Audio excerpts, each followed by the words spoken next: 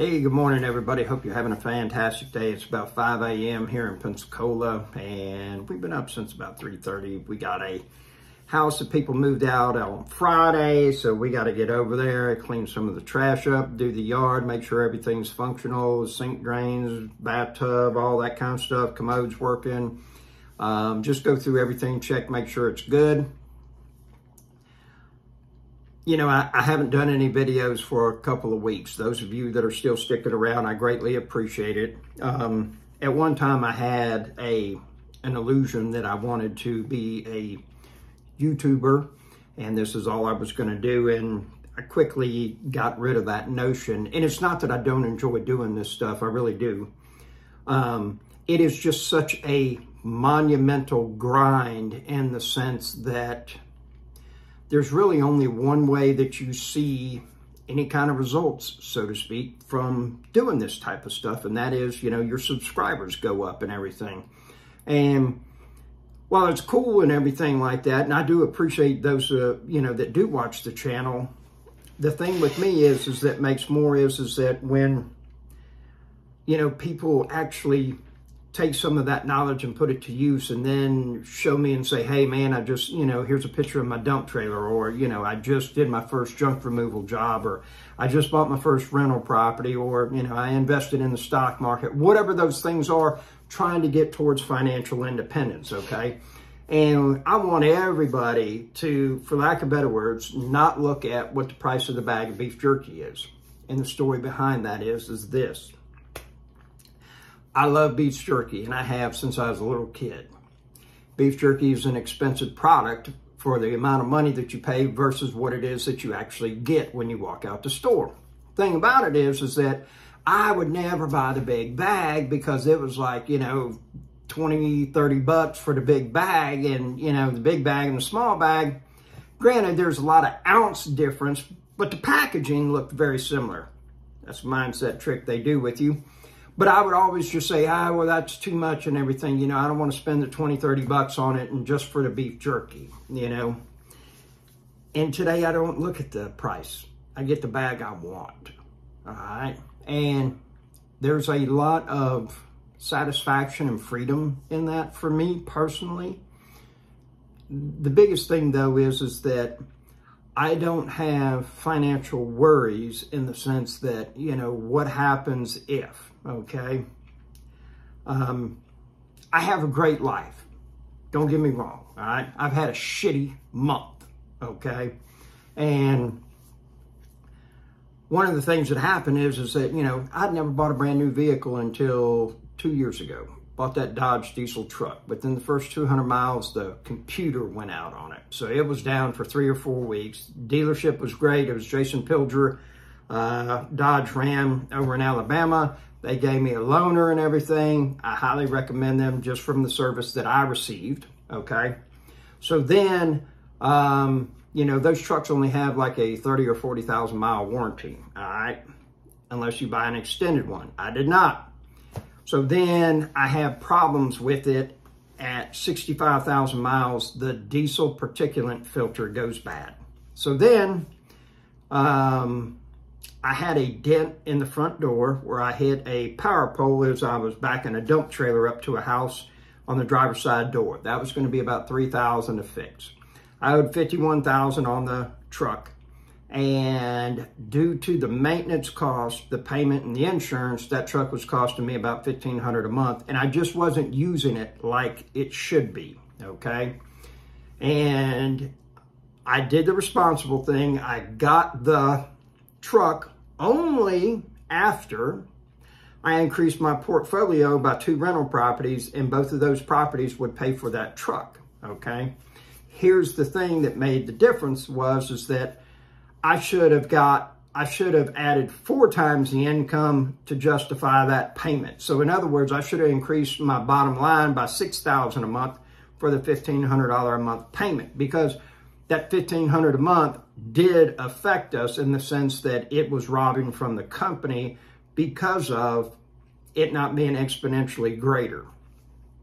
So, I have acquired another house. I'm going to do a video on it. Long story short is that there's a gentleman living there, he was raising chickens in the backyard. Some things happened, some mental illness and everything. And, you know, and the chickens moved in the house with him, and he was there for a while with the chickens inside. So it became like a giant chicken coop. We got all the stuff out of there. I'm going to go in there with this product called Undoes It. We're going to, and basically that's for animal urine and feces and everything. It breaks down the enzymes that are present, and it's got a better smell to it. So we got all the windows open, letting it air out and everything, but I'll go in there and spray all this stuff all over. And then we're going to really assess the damage to see if I'm going to end up keeping the house, flipping it or not. Because if I keep it, I got to go ahead and get a roof on it soon. Pardon me, because it is, it's got some leaks in it. And so we don't need any more damage to be occurring. And for the love of God, folks, whatever you do, do not buy a house that needs a new roof and other work and do the other work first. Don't. Roofing, spending money on roofs sucks. There's nobody that ever will tell you, hey, come over, we're having a barbecue and we're going to look at my new roof. Nobody's ever going to call you and say, hey, man, let's pop the clutch on the roof and do some wheelies. It's just not fun spending money on a roof, okay? I know. I have spent a fortune on roofs in the last 3 years, okay? Probably close to $150,000, all right? They are a necessary evil, and they protect everything from the roof below. And guess what? The rest of the house is below. All right, you have got to adjust your thinking. It's totally logical. The roof is needed so it no longer leaks. Leaks cause damage. I would much rather have a fire than water damage, okay? Water is brutal on a house. Again, it's logical. You've heard me say emotions is what kills our success. Okay, ego and emotions is what kills our success. And so, you know, if I end up keeping the place, I need to go ahead and put a new roof on it. And you'll see some pictures and everything. So the other thing that is, and having to do with the truck, I'm sorry, I'm scattered. Having to do with the truck. Going to see my mom for Mother's Day. It breaks down in LaGrange, Georgia. Stop at the dealership, leave it. They can't get it fixed immediately. So then, here's the story is that I asked the dealership, what would you give me for it? They said $42,000. I owe $51 on it. So I ended up cutting them a check for $9,000 and paying the difference and moving on. It sucked bad. I hate that. Okay. And I did like the truck.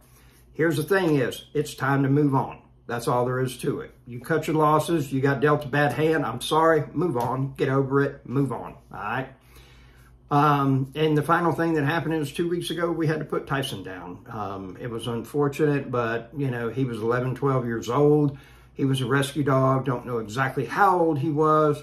And he was moving real slow one day and took him to the vet, and it appears that he had a softball-sized mass in his abdomen that was starting to have blockage on his intestines. He wasn't able to use the bathroom. He wasn't able to eat. You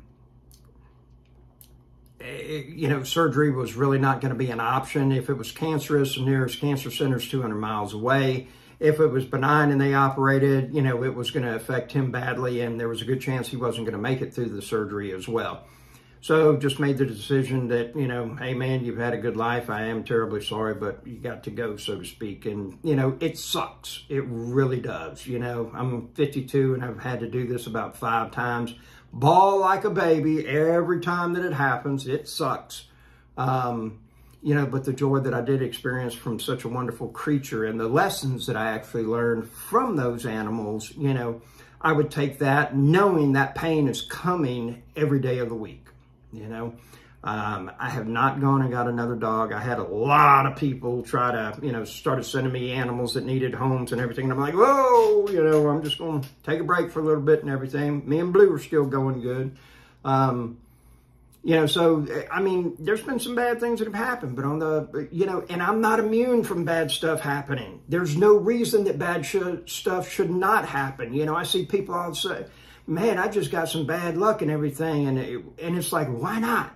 You know, why shouldn't you have some bad luck? You know, if you've had 20 years of good run and then all of a sudden you have a few bad weeks, you know, are you going to say, no, my life sucks? Well, you know, I've had a couple bad weeks, but I still got a great life. You know, don't throw all of it out and everything. So, you know, it is what it is. And that's what's been going on. And, you know, having a talk with her, doing about the YouTubing thing, it is very hard to stay motivated with it in the sense because there's not a whole lot of indicators that say, hey, you're doing good, you're moving forward, you're doing this, so to speak, and everything. And so we as humans tend to work real well on immediate gratification, instant gratification, you know, and I see results right now. So it is what it is. But, you know, I hope you're having a wonderful day. I'm going to have a video that's going to be coming out having to do with that house. You'll start to see the transformation. That one, I'm going to keep track of all the expenses the whole way through, so I know exactly kind of where my costs are at when I get something that's in that shape right there. I went and looked at a house yesterday. I don't know if I'm going to be able to get it. I would love to. It's in the best part of town, best neighborhood, best school district and everything. Price is right, you know, but it's in a situation where it needs a lot of repairs, so a conventional mortgage is just not going to be possible. It's time sensitive. It needs to happen within, you know, about 40 days. So we'll just have to see. A lot of good stuff. Hope you have a wonderful day. Be blessed. Talk at you later.